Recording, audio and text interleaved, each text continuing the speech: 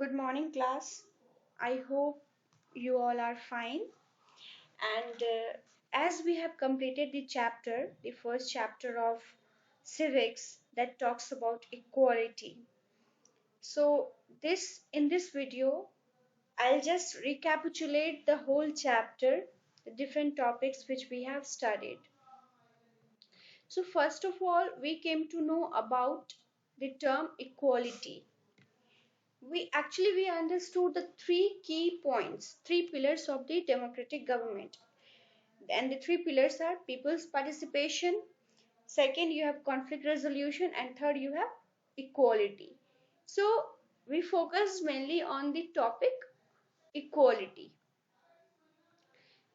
So what is equality? Right to equality is one of the fundamental rights that is provided by our Indian constitution.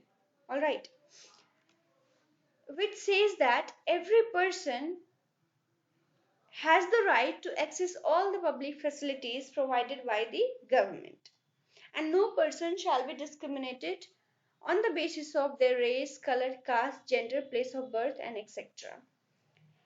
This right to equality, it is in the Article 14 of the Indian Constitution. Further, we studied about right to vote. Right to vote, you can correlate this topic with the story of Kanta, that her boss and she both were standing on the same line to select the representative of their choice to cast the vote. So, right to vote is there for each and every person. In this, we also studied about universal adult franchise. Now, what is this? People who are above the age of 18. I mean to say, people of 18 years old or above 18 years old, they have the right to cast their vote and select the representative of their choice, irrespective of their caste, color, gender, place of birth, religion, etc. Only the mentally retarded people and the criminals are not having this right. Further, we studied about the other kinds of equality. Other kinds of equality means different kinds of equality in India. There we studied four types. First one, social equality. Second, we studied religious equality. Third, we studied economic equality. And fourth, we studied gender equality. Social equality means equality in the society. Further, we studied about the religious equality. Religious equality says that there shall not be discrimination on the basis of different religion. Further, economic equality. Economic equality says that there shall not be discrimination on the basis of the economic status, like on the basis of the people who are belonging from the upper class and the people who are belonging from the lower class family. Then we studied about the gender equality. Gender equality says that there shall not be discrimination on the basis of gender, like there shall not be discrimination for boys and for girls or for transgender. Now, gender, this is the term originated in the society only. So, there shall not be discrimination.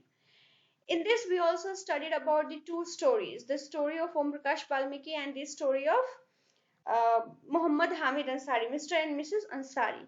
So, in the story of Om Prakash Valmiki, we see that he was not allowed to sit with the other students in his classroom.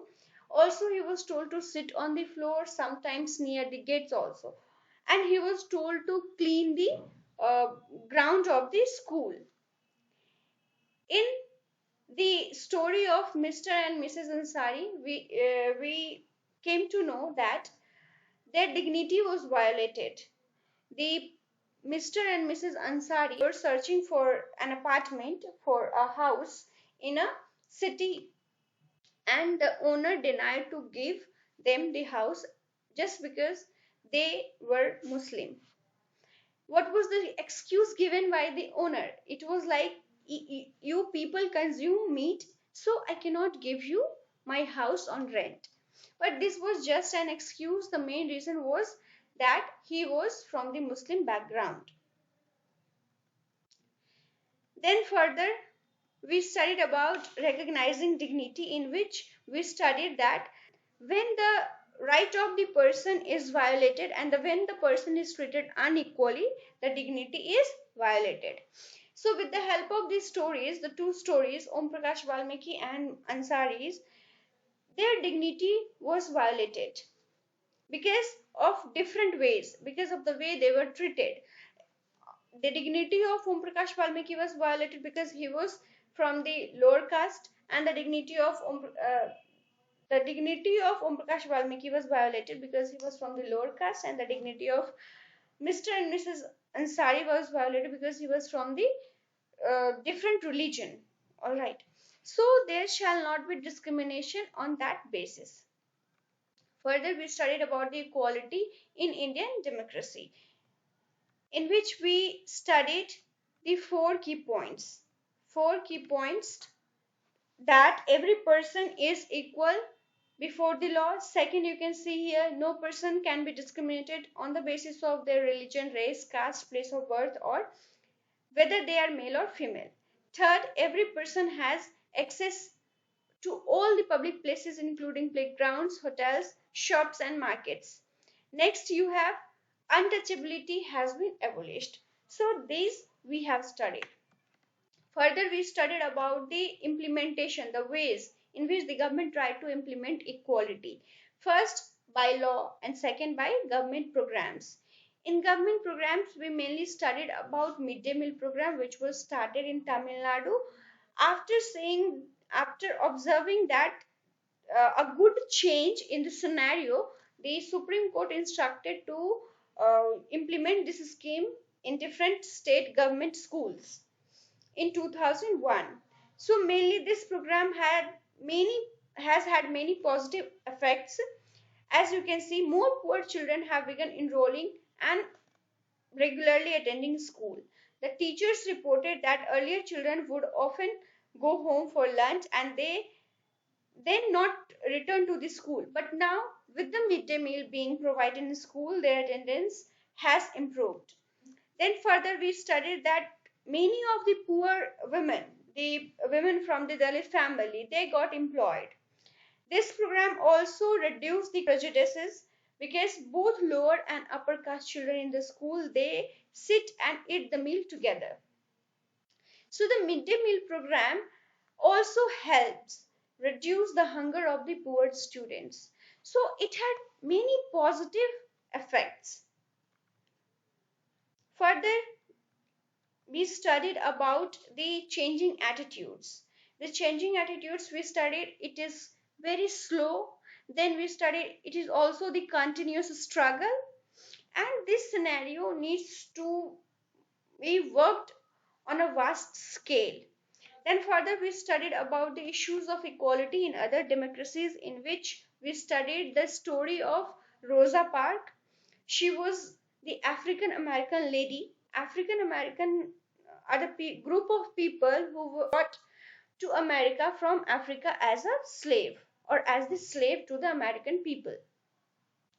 So African American people, they were not treated well in the USA.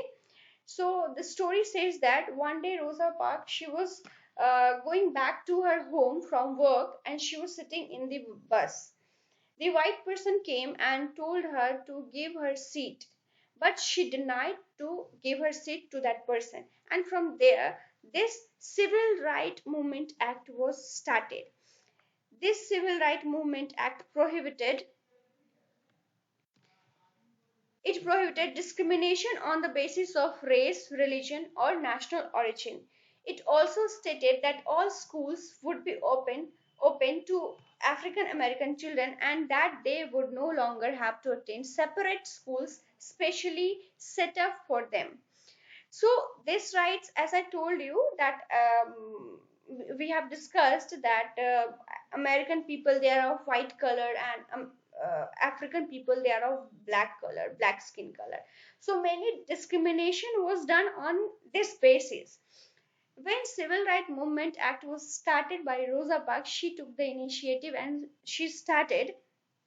Then There was the positive result of this movement that the USA government got the chance to form their own government, and also the rights of the African American people were protected. So this much we have covered in this chapter. I hope you people must have done your assignment, and if you have any confusion still, you can ask, you can write in the comment box. We'll take care of that. Have a good day.